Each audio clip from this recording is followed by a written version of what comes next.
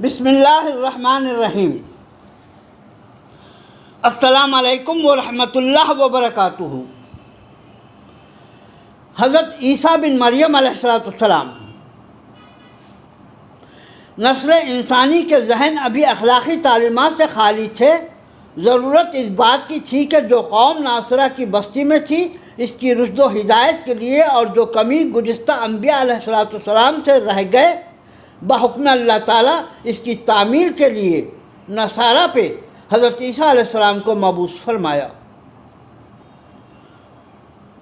قرن کے بدلتے ہوئے رجحان، یعنی زمانے کے بدلتے ہوئے رجحان کے ساتھ علم و اخلاق کی جو کمی تھی، اس کو مکمل کرنے کے لیے حضرت عیسیٰ علیہ السلام کے مکتب درس میں حلم و تحمل، صلح و عفو، قناعت و تواضع کی تعلیم ہوتی تھی۔ اگر بنی اسرائیل کے درس میں حلم و مروت شامل کر لیا جاتا تو یہ سرکش قوم جو اپنے انبیاء علیہ السلام کو جھٹلائی مزید بگڑ جاتی۔ بنی اسرائیل کے لیے موسیٰ علیہ السلام ہی کافی تھے۔ اس طرح نوح علیہ السلام کی امت کا حال تھا۔ یا جس قدر انبیاء علیہ السلام آئے، یا تو نوح اور موسیٰ علیہ السلام کے مسلک پر یا ابراہیم علیہ السلام کے مسلک پر آئے۔ انبیاء علیہ السلام کا پہلا فریق غصہ اور جلال پر تھا۔ انبیاء علیہ السلام کا دوسرا فریق محبت اور مروت پر تھا۔ عیسیٰ علیہ السلام کی امت کو جو درس ملا، اس میں حکومت اور فرما برداری کا صفحہ خالی ہے۔ نصارہ پہ حلم و مروت، تواضع، قناعت، عفو و صلح کا حصہ نکال دیں تو ناصرہ کی بستی میں رہنے والے پریشان ہو جائیں۔ ناصرہ کے لیے لازم تھا کہ مذکور بالا تعلیم ہی ان کی ہدایت کا پیش خیمہ ہو۔ اس لیے عیسیٰ علیہ السلام نے اپنے مکتب میں محبت، مروت، حلم، عفو و صلح، تواضع، قناعت، تحمل کی تعلیم دی۔ یہ نصارہ کے عین رجحان پہ ماخوذ تھا۔ عالم میں جس قدر بھی انبیاء علیہ السلام مبعوث ہوئے، ان میں اکثر کے واقعات تو گم ہیں۔ چند ایک انبیاء علیہ السلام کے حالات زندگی معلوم ہیں تو وہ بھی بالکل مختصر۔ مثلا حضرت عیسیٰ بن مریم علیہ السلام کی کل زندگی 33 سال 33 ایئرس، لیکن عیسیٰ علیہ السلام کے حالات زندگی جو ہم تک پہنچے ہیں وہ صرف 3 سال کے ہیں۔ گو کہ حواریِ عیسیٰ علیہ السلام تعداد میں 12 تھے، مگر وہ بھی خاموش تھے۔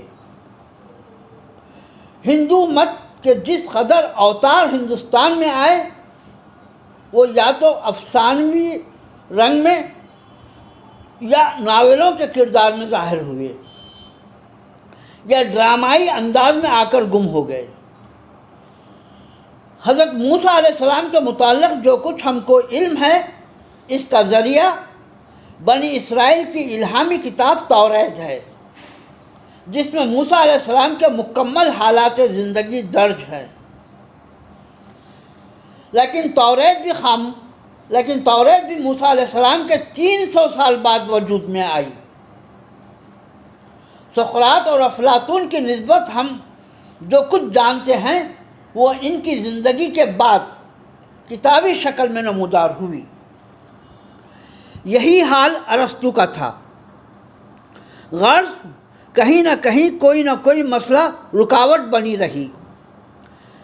کسی بھی مصلح دین کے زندگی کے کارنامے صحیح، نمایاں، واضح قلم بند نہیں ہوئے،